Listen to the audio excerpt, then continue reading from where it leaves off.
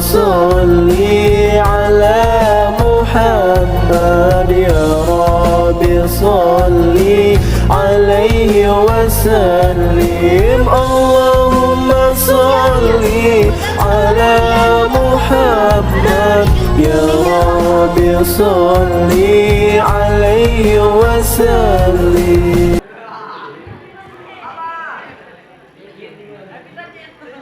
Assalamualaikum warahmatullahi wabarakatuh.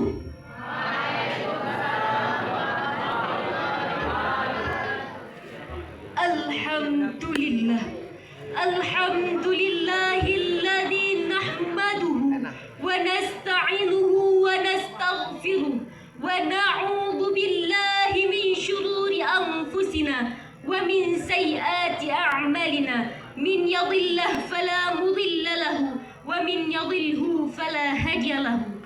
Asyhadu an la ilaha illallah wa asyhadu anna Muhammadan abduhu wa rasuluh la nabiyya ba'dah. Awal langkah yang paling utama, marilah sama-sama kita memuji Allah Azza wa Jalla, yang mana yang telah memberikan kita nikmat iman dan nikmat Islam, yang telah memberikan kita umur panjang, sehat badan, waras pikiran, sehingga kita dapat berkumpul pada tempat yang berbahagia ini. Selawat bermahkotakan salam, marilah sama-sama kita sanjung sajikan kepada seorang revolusi Islam yang bertitel Habiballah, yang berpangkat Rasulullah, yang lahir di padang Sahara, buah hati Aminah, darah daging Abdullah, yang rela berlumuran darah demi menegakkan kalimatul haq, yakni kalimah la ilaha illallah Muhammadar Rasulullah. Beliau adalah baginda Nabi besar Muhammad sallallahu alaihi wasallam. Adapun takzim penghormatan al-fakir, terutama sekali kepada ibu kepala sekolah Ma'a Wakil, penghormatan al-fakir pula kepada seluruh dewan guru, baik yang ikhwan maupun akhwat. Penghormatan al-fakir teristimewanya kepada siswa-siswi SMA Negeri 1 Kuala. Penghormatan al-fakir terkhususnya kepada dewan hakim yang arif dan bijaksana. Pada kesempatan yang ukhuwah ini, izinkan al-fakir menyampaikan sedikit syarahan singkat dengan judul The Destruction of Palestina.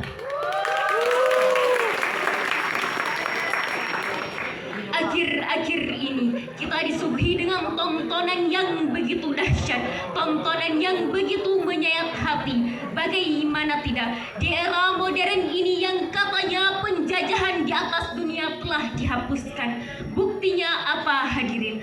Kaum Zionis Israel kembali menjajah bumi Palestina. Serangan demi serangan dilancarkan kepada rakyat yang tidak berdosa.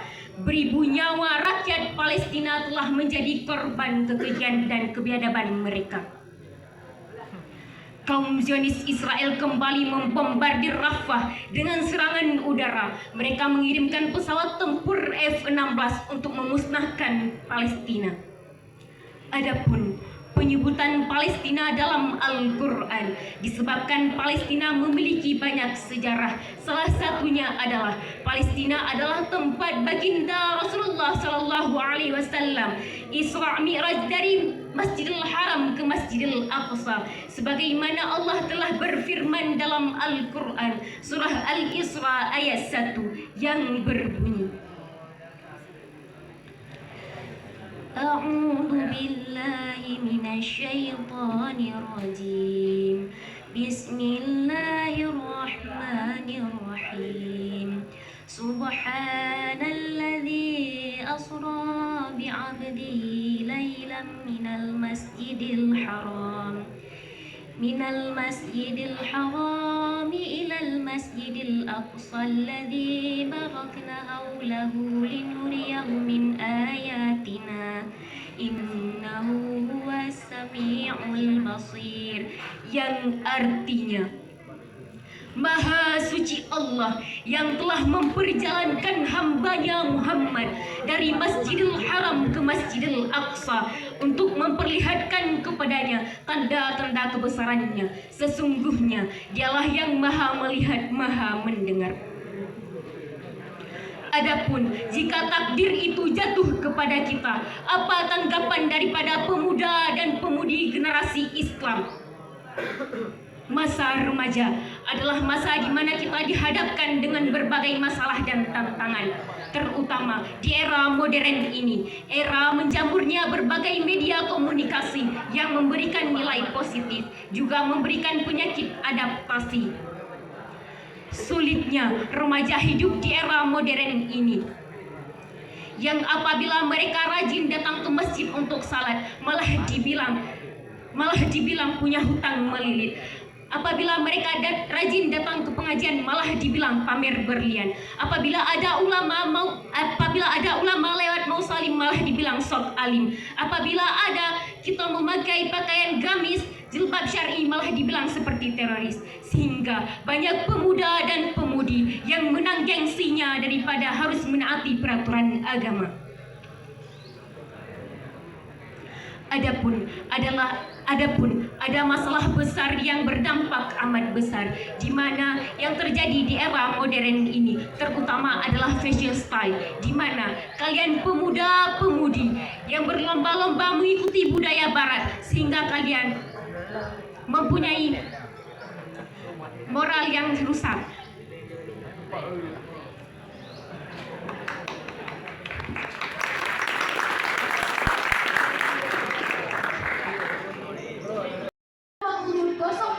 Atas nama Ulia Fazila dari kelas 12C, kepada Ulia Fazila dipersilakan bersiap-siap pada nomor undian 08.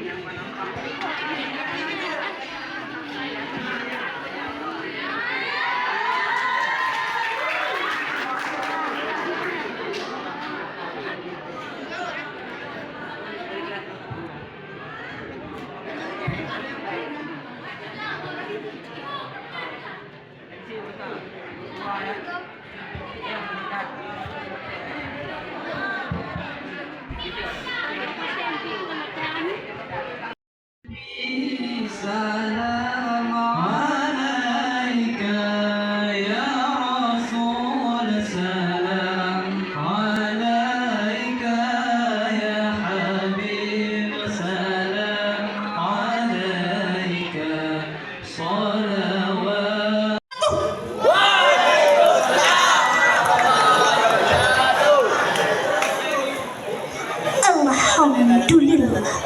Alhamdulillahi Rabbil Alamin, wassalatu wassalamu ala Sayyidina Muhammadin wa ala alihi wa sahbihi ajma'in, amma ba'du.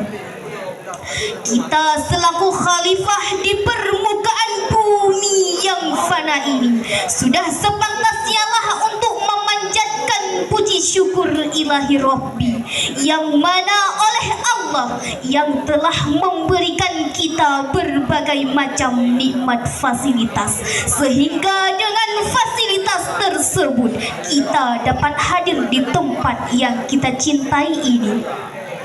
Selawat dan salam marilah sama-sama kita adreskan kepada salah seorang pemuda padang pasir, pemimpin padang Sahara.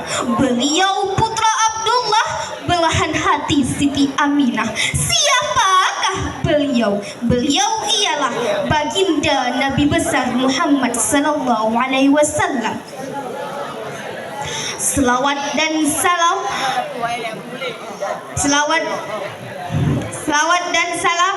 bertangkaikan salam pula kepada al dan sahabat beliau sekalian yang telah seiring dengan bahu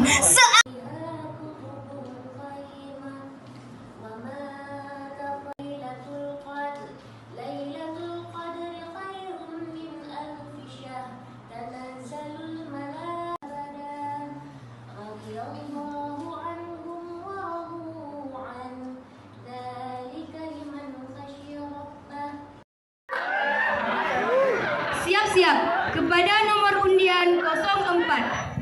Harap menuju ke meja makro. Bismillahirrahmanirrahim. Jika saya punya sayap, saya akan terbang ke negeri Arab. Jika Anda tidak menjawab salam saya, berarti Anda cucu Abu Lahab. Assalamualaikum warahmatullahi wabarakatuh.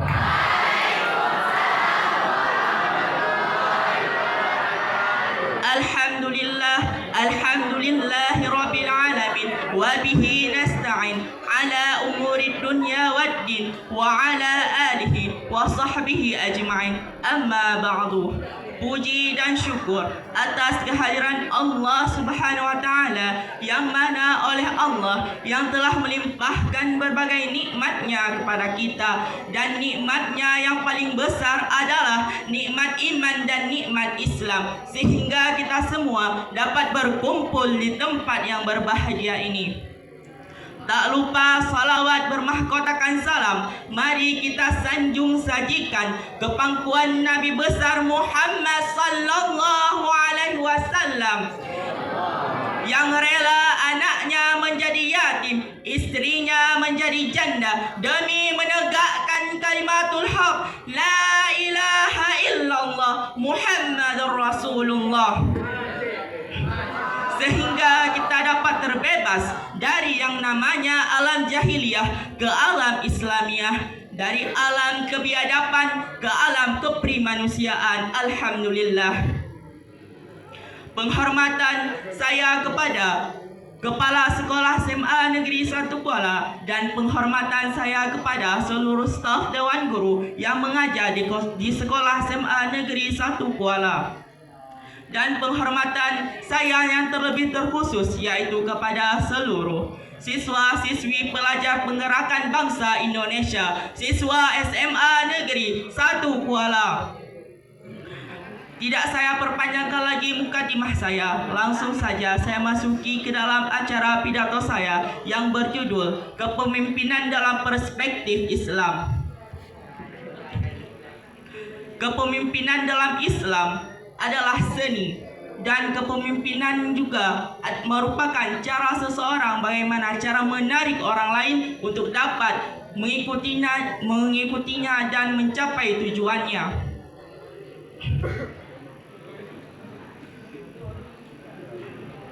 Hadirin dan hadirat yang dirahmati oleh Allah Subhanahu wa taala, kepemimpinan bukan hanya sekedar jabatan maupun titel, tetapi pemimpin harus memiliki sikap yang baik, yang salah satunya adalah dapat membantu orang lain dan dapat bertanggung jawab kepada orang lain. Kepemimpinan yang paling baik di eranya ialah kepemimpinan Nabi besar Muhammad sallallahu alaihi wasallam.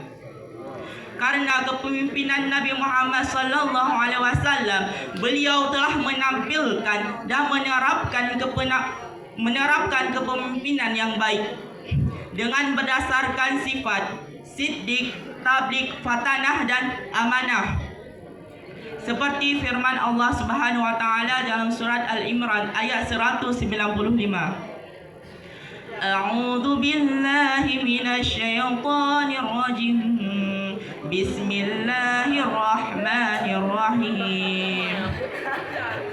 Falamma rahmatan minallah innallahi wa tawakkal 'alallah, yang artinya maka Nabi Muhammad telah memberikan Muhammad keberkatan dengan bersikap mulia, dan Muhammad, janganlah engkau bersikap kasar kepada mereka dan tidak berkasar pada hati, karena mereka akan mengikutimu jika kamu bersikap dengan baik, dan ampunilah segala dosa mereka.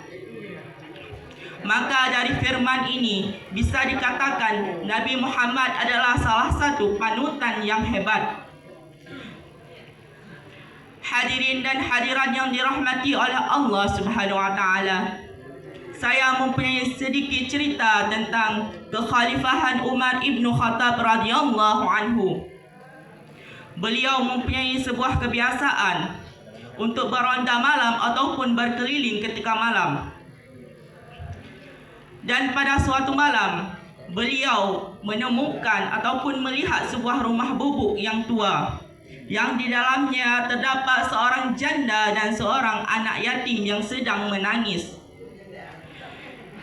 Umar pun mendatangi rumah tersebut sambil berkata salam, "Assalamualaikum." Lalu si janda itu pun menjawab salam tersebut, "Waalaikumsalam."